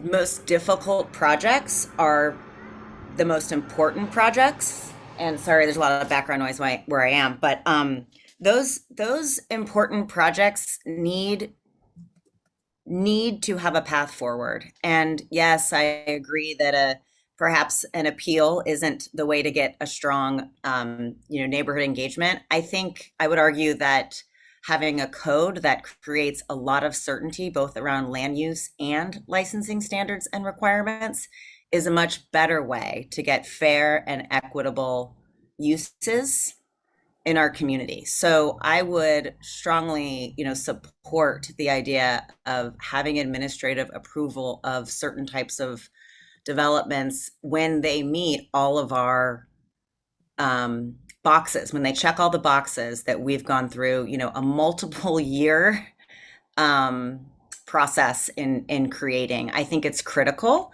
And I mean, as a side note, I would just ask, as somebody who thinks that, our tax dollars are incredibly important and should be spent in very important ways, I was trying to get stuff done at a local level during the appeal process of the interfaith sanctuary, and the amount of resources, time, and money from our local government that was going into that appeal process with virtually no additional information on the table was appalling to me as a taxpayer. So that's a strong statement, but I guess I think it's an important thing to remember, is when we take 40 hours of testimony with really no additional information, it is a huge tax on our capacity as a community.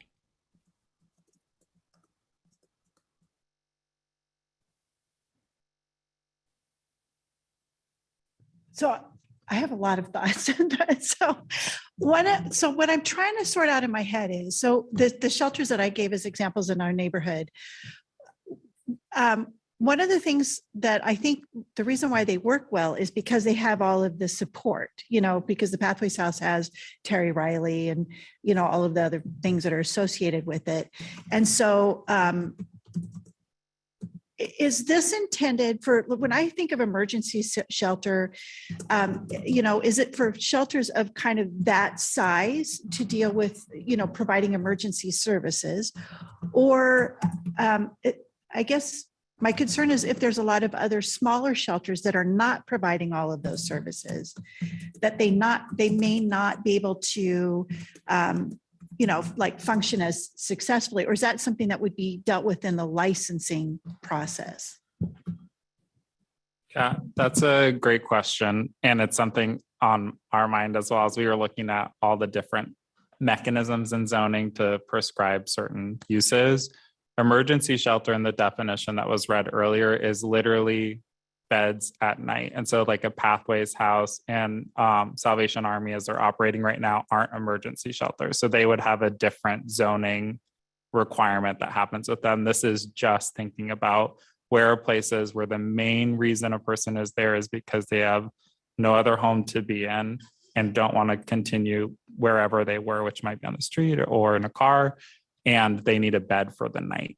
There is a level above that that's transitional housing units, and those have a longer runway where essentially somebody has a bed and then plans on returning to that bed, but it's not a permanent location. So what we're talking about here is literally just, here is what we're providing emergency shelter.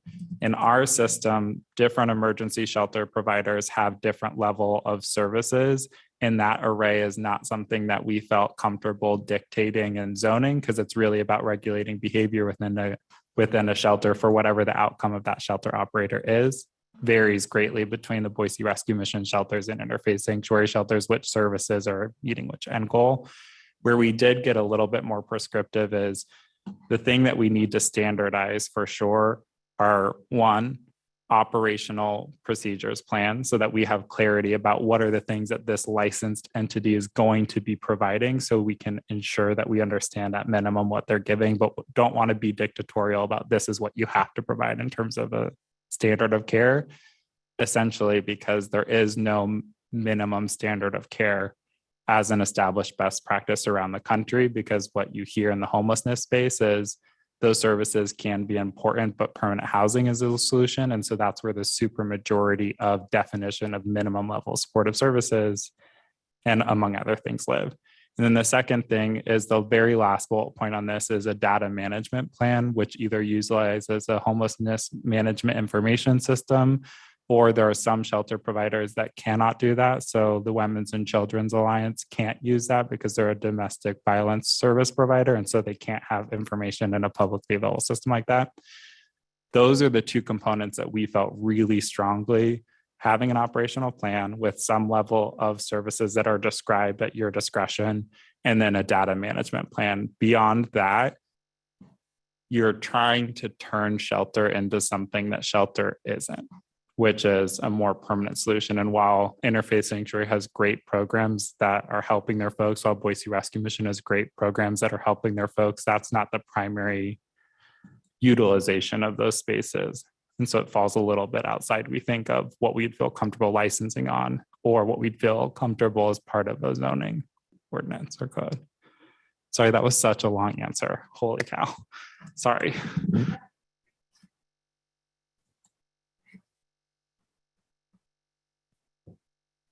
Well, I think this is a really important discussion. Does anybody else have anything that they would like to add? I don't think we're going to get to our third piece, but I would like to quickly go over what is next, because we do have some exciting engagement that is going to be happening. And so I'm going to turn it over to Lindsay and she can walk you through that. And then I also want to make sure that we give our guest attendees an opportunity to provide any comment that they wish to. Thanks, Andrea. And just for those couple slides that we just moved past really quickly, a lot of the questions that have come up are some of our big partner agencies and the meetings that we've had. So we have met with ACHD and VRT, and we're meeting with Ada County, I think, next week as well, kind of going more in depth of everything that we've been talking about over the last couple of weeks with you all, and then what will be out in the community as well. So we have 3 upcoming engagement opportunities for everyone. These will be kind of open house style. So we have July 14th, and that'll be at the library at Hillcrest from 5:30 to 7, July 18th at the main library, and then July 28th at Quail Hollow Golf Course in their clubhouse that they have downstairs. What you can expect at some of these outreach, we'll give a kind of a 20-minute presentation similar to what you saw last month, with a little bit of combination of this, a few other things in there, just to kind of where we've been and where we're going. We'll do a Q&A, and then we'll separate out, and we'll have quite a few planners from the PDS department that can be, you can have more specialized conversations if you want to go talk about some of those 4 major goals that we talked about, what that looks like maybe in the MX3 zone, and some of those details will kind of have that opportunity. So that's just really what to expect from us. And then you'll see us again back in the fall for more community outreach with the consolidated draft and module 3. That's it for me. Does anybody have any thoughts or anything that they would like to add or questions they'd like to ask in regard to some of those community outreach efforts that will be going throughout July? First of all, we were talking about this last night, so I'm very happy to see the 20-minute presentation at the beginning. Just from past experience with different projects, if you just have people standing there with boards, I think it's hard for folks to kind of grasp everything that's going on. So that's fantastic.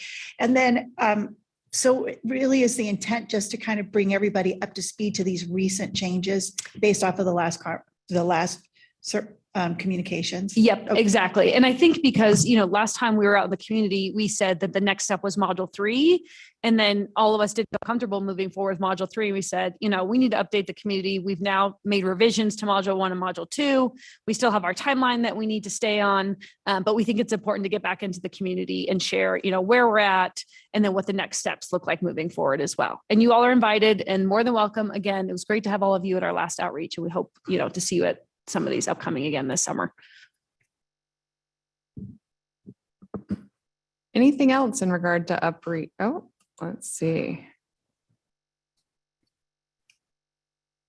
We can certainly relay that Casey did an excellent job addressing shelters. So we'll go ahead and pass that along to Casey when we have an opportunity. Now, before we close out, I do want to open it up. We do have a couple of attendees and see if they are interested in sharing their perspectives of what they've heard today at the Citywide Advisory Committee. Chris, do you have anything, or perhaps Josh?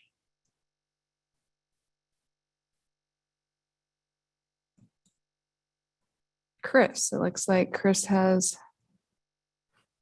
Yeah, hi, it's Chris. Can you hear me? We can.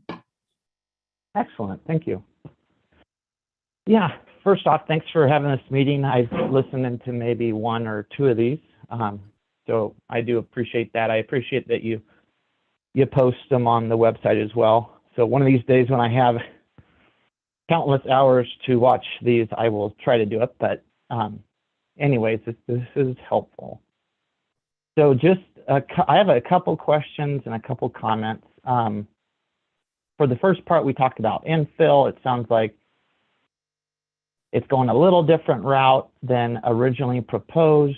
I guess first question, because I always hear about this, there may be reductions in parking for additional units in infill, but there would be a requirement to provide those reduced income units for a certain amount of time. Can you discuss what the legal requirements are that ensure that actually happens, and that, how the property, as the property transfers through future subsequent owners, that stays with the property? Hi, Chris. Good question. So what we've done previously and what we plan to continue doing, when someone gets this entitlement before they can get their building permit, they have to have a recorded affordability covenant. And so that would say, it would outline the affordability requirements and the term, and it has remedies. So if you are not in compliance with that, one of the specific remedies is the city can sue for a certain amount of money. And so that's how we ensure, and that deed runs with the land, not with the property owner. So that would stay for the lifetime that the covenant is established. Okay, thank you. And I guess just to follow up on that, is there somewhere I can actually see the verbiage and to get an idea what that fine would be? Yes, I have a template that we use with the developer. So yeah, we could do that. Great, that would be really helpful, because I've heard that being brought up a few times before. Question. Okay, when we talk about MX3, are those the same as MXN? Because when I look at the new zoning map, I can't seem to find MX3, or when I looked at module 2, I couldn't find MX-3. Is that a different thing, or am I looking at that wrong? That's an excellent question. So as we've been talking about modules 1 and modules 2, when we created module 1, we actually created 3 different mixed use zones. And as we moved along further, we determined that perhaps we weren't capturing everything that we needed to. And so we've expanded those through this revision. So I'm going to ask you to be patient with us just a couple of more days. We are anticipating that we'll have a new zoning conversion map that's released on July 12th, along with the revised module 1 and 2 revision piece. And so those will be coming out. That's going to give you a new purpose statement for each one of those mixed use zones. It's going to provide a new conversion map. And then it really delineates how each one of those zones is a little bit different. So when you are looking at MXN, that was called mixed use neighborhood. As we have revised that, it's now called MX1 instead of MXN. And so it does really focus on that neighborhood orientation and providing those goods and services to those surrounding residential uses, but it is a little bit different. So just hang tight if you could, and please be waiting July 12th. That's coming to you soon. Great, thank you. I guess just something to echo another comment that was made earlier. And I think this helps, right? For the normal person in our city, they have no idea how to read city code and interpret it. So a map, if possible, of where these, we talked about a 1/4 mile buffer. So if we could possibly get a map with a 1/4 mile buffer around those zones, and then the 300-foot buffer around artillery and corridor, just something to think about, that would really help people to know what that means, because unless you have GIS, you're going to find it difficult to really know where those areas are. So that was just a general comment to think about, and I won't take up too much time. I just have 2 more things. So with the multiple unit part, I get that if it's not a multiple unit and it just goes to the 4,000-foot lot, is that going to just be a 1 unit lot, or would it still be available for 2 units? Because I know when we talked about multiple, it talked about 4 or higher, but with just the general R1C, if you had an 8,000 square foot lot, you cut it into 2 4s, how many units can you have on each of those 4s, 4,000 square foot lots? Well, that really is dependent upon the functioning of the site. So yes, there are allowances for multiple units on lots, but you still have functional requirements that you have to meet. And so when we talk about setbacks, so now buildings and parking have to be set back from property lines a certain amount. For the R1C, it just happens to be 15, I think it's 15 for the rear, 5 for the sides.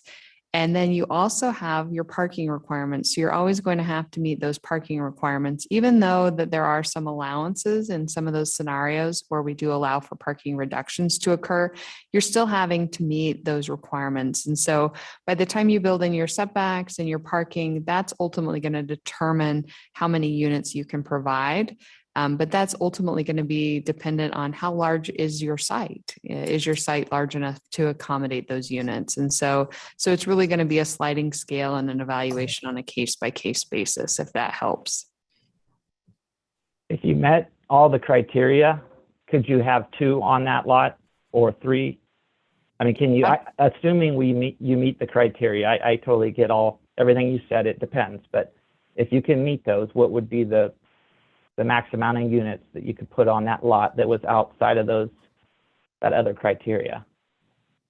Well, like I said, it's going to 4? change as the size of the property changes. So it's really, we're unable to say exactly how many units you could place on the site because it would change on a case-by-case basis.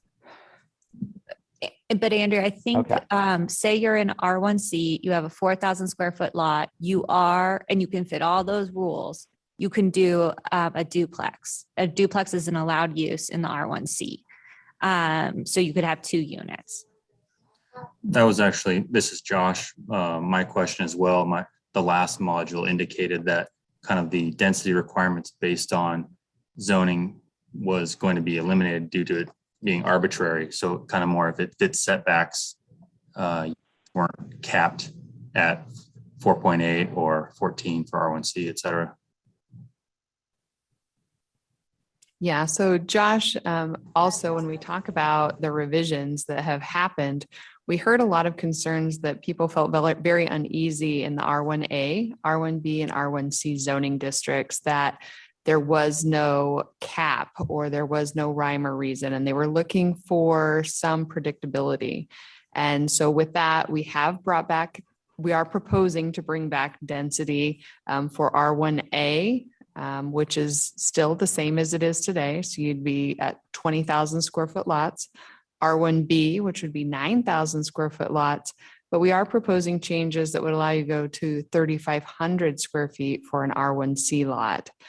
Now, so in those cases, you can build a single family or a duplex on any one of those lots. Straight out allowed as long as you can meet the setbacks and the parking. Now, there are some allowances that we have created. So think of some incentive programs to create some of those sustainable products or some of those affordable products that we're looking for.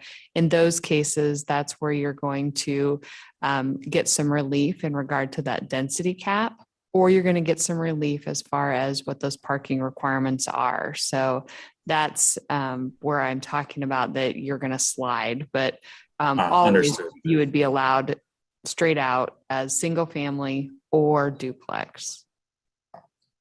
Thank you for clearing that up. I appreciate it. Yeah, this is Chris as well. Thank you. That's kind of addressing that question. And then just last one comment on the shelter criteria. I'll echo, I think, an earlier comment.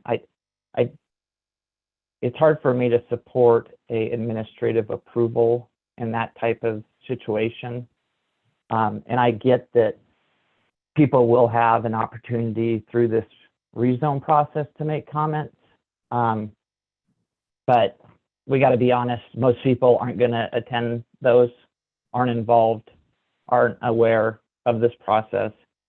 And so I know it does make it difficult, but to say that those comments and suggestions and ideas that may influence the final design are not important,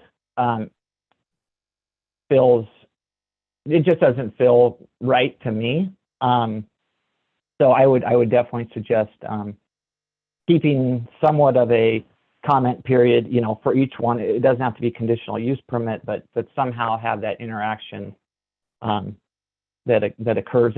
And just to go to that point, because that comment was made about people having the opportunity in this code zone rewrite to comment. Out of the 8 or 10 meetings we have of this, there's been about 1,000 views. So that's 0.4% of the population of Boise. So we know people aren't going to be involved. So I just want to echo that public participation as much as we can, I think, is important. So thank you for allowing me some time. Thanks for joining us, Chris. Does anybody have any parting comments? Josh, did you have anything else you'd like to add? I'm just a little bit curious about the, similarly to the shelter administrative approval I was curious if there was ever a consideration to have some type of review. I don't know if it would be even anything in planning, but I'm all for affordable housing and getting people shelter, and want to know if there's anything like 18 months down the road, once this is open, is this working? Is this, some type of built-in review process? That's an excellent question. I think, as planners, that's always our goal is, when you create a zoning code or any type of provision or policy, you want to make sure that it's effective and it's doing what it's intended to do and not have unintended consequences. So actually internally, we have talked about creating like an annual review to where we're evaluating what projects we're seeing. Are they the projects that we are hoping to see? Are they supporting our strategic initiatives and our long-term master plan, which is ultimately Blueprint Boise, our comprehensive plan? And then evaluating, do we need to push on some things or pull on some things to really make sure that the code is doing what it is intending to do to support a viable city. I mean, that's ultimately our goal. So we will put it on our calendars for annual evaluations and then be making minor adjustments as they come about. But that is certainly our long-term goal and our commitment to the citizens of the city of Boise. Cool, thanks. And the only secondary question on that was, is there a provision built into that to spread those shelters out a little bit so that one certain area isn't, everything's not a hotspot for those shelters and you have this services spread out across the. There is no provision at this point, but that is a good recommendation. So I think we'll take that into consideration as we move forward as well. All of these comments are really important and, they force us to really think very, very, very hard and to dig even deeper than we have, looking at best practices and what others are doing, what's been successful and what hasn't. Thanks. I appreciate you guys putting these on. We appreciate you guys attending.